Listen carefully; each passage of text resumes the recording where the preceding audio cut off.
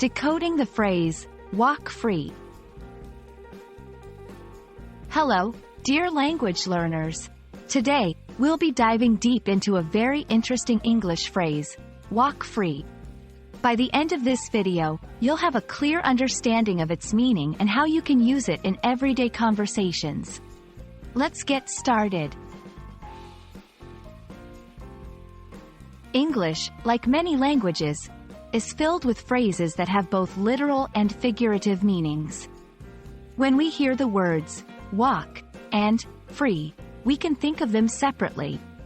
Walk, to move along on foot. Free, not under the control or power of another, having liberty. However, when these words are combined to form the phrase walk free, they take on a new, figurative meaning. Walk free often relates to someone avoiding punishment or consequence for something they might be suspected or accused of.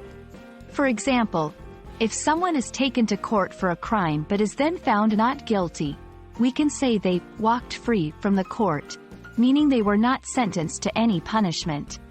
Here's an example sentence. Despite the evidence against him, he was able to walk free due to a lack of witnesses.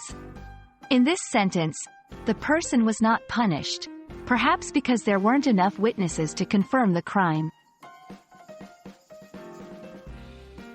You can use walk free in various contexts, not just legal ones. For instance, if someone avoids any repercussions in a situation, you can use this phrase. Example: I can't believe after all the chaos he caused at the party, he just walked free without helping clean up.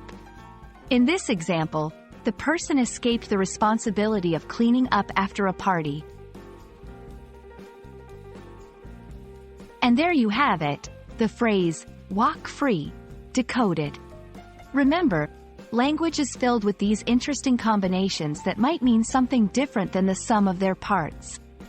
The next time you hear or read, walk free, you'll now understand the nuances behind it. We hope this explanation was helpful, and as always, happy learning!